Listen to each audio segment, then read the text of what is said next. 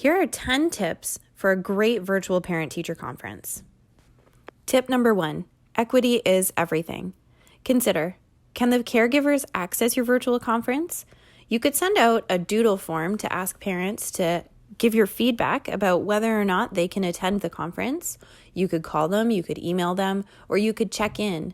It's really important to make sure that they're actually able to attend it and have the resources to do that. If not, find another way to meet. Make sure that every parent is met. Tip number 2, create a master Google presentation and duplicate it for each student. This way, your presentations will be nice and uniform, and it will be easy for you to distinguish which presentation belongs to which student. Your Google Classroom could be a place to start. Here's an example of my Google Classroom dedicated to the parent-teacher conference. If we click Miles Family Notes, then we are guided to Miles Family Notes that I want them to know. I've got their conference report, the class newsletter, work samples from Miles' fluency, spelling, and comprehension, and some things that we want to do to work together to create goals for Miles. I've created an almost identical document for Lily's family to look through, and it has the same links, but it feels nice and personal for that family. Tip number 3, be prepared with one presentation that contains all your files and artifacts. For example, instead of jumping back and forth between over here we've got this artifact and over here's this work sample and I really want you to see what Miles created over here, what we can do is put them all into our Google presentation and we can keep them together. This keeps it really nice and organized and really brief, so you're not spending the teacher's time and the parents' time skipping back and forth between different files and getting a little bit confused. Tip number 4, outline what you've been working on as a class, how you've been achieving this, and what the student has been doing. Now remember that when the student are virtual learning, just like when they're at school, their parents are not necessarily aware of everything that's going on in class, even if you can hear or sometimes see them in the background. Students often have headphones in, or the parents are working nearby and they have headphones in, so they don't actually know what's been going on as a class.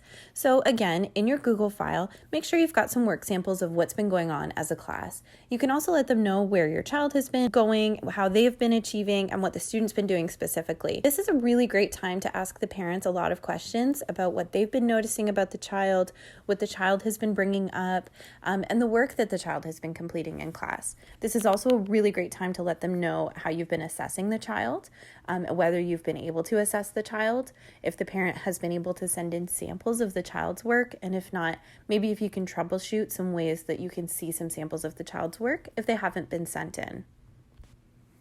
Tip number 5, remember that parents, just like you, are exhausted. Stick to 1 to 2 achievable goals for the child.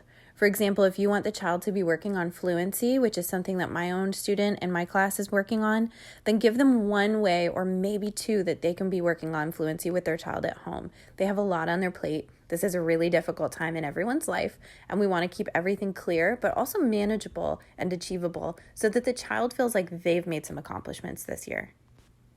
Tip number 6, this is another great time for you to ask parents more questions. Ask if the virtual learning is working. Now, working won't mean the same for everyone. Someone who is totally able to focus on their own work in the day and their child is preoccupied might see that as working. Someone else might say, my child is doing a lot of paperwork. They're filling in a lot of forms or worksheets. They might see that as working. This is a really good time for you to ask the parent, what are they noticing? What are they looking for? And to let them know what you're looking for and what you think is working. Some people just want to see their children happy and playing outside, and that to them is working, lots of breaks. Other people want to see their child focused and engaged, and that to them is working. Have a conversation about what you both expect with a lot of flexibility, understanding that this is not forever. Ask what the child and the parent enjoy doing. What is difficult? What can you be doing differently? For example, if you've been sending a lot of worksheets, does the child have a printer they have access to? Are they able to print those worksheets? If you've been trying to send worksheets, but you keep sending links or perhaps PNG files by accident, ask the parents if they're actually able to find the files or what you can be doing to better support them. Could you be using Google Docs? Could you be using more paper and pencil? What is good for the family? What is working for the family? Tip number 7. That said, this is not a tech support session. If the parents indicate that they need more support and they're not able to use the devices that the school has provided, or they're not able to use the technology that you're expecting, this is a great time to arrange a time with the appropriate supports who can walk the caregiver through how to use the tech. Really try to stay focused here on what the student is learning and what you're hoping for, just like you would in an in-person parent-teacher conference, and set up the time later to work on the tech issues. Tip number 8, be really clear about what you expect from the student during virtual learning and what you hope for. This can be as simple as keeping microphones on or off, responding, keeping video cameras on or off. Are they using the chat too much or perhaps not enough? You can let the parent know what you are hoping for in the virtual classroom setting so that you can assess the child appropriately, and let the parent know what you expect to see in that classroom setting. Tip number 9, give a Google Classroom walkthrough if you have one.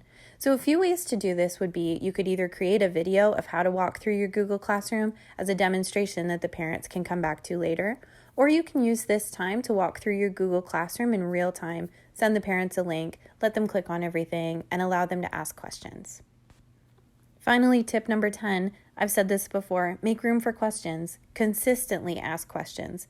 Let the parent know that you want to hear their questions. Be patient when answering questions. Virtual learning often means learning from home. It often means that the caregiver is nearby. So the classroom right now involves not only the students in your class, but also the whole family around them, the caregivers around them, people supporting them, letting them know that they can do this, letting them know that they're together, letting them know that they understand the difficulties, and also you partnering with them as a family. Just like everything else during these lockdowns, parent-teacher conferences are difficult, but they're also so important. We need to be connecting with families and letting them know that we are here for them, that they have a support system, and that they're not alone. This is a really important thing to keep our students' mental health in good standing, let our parents know that they are not alone, and let them know that we really care.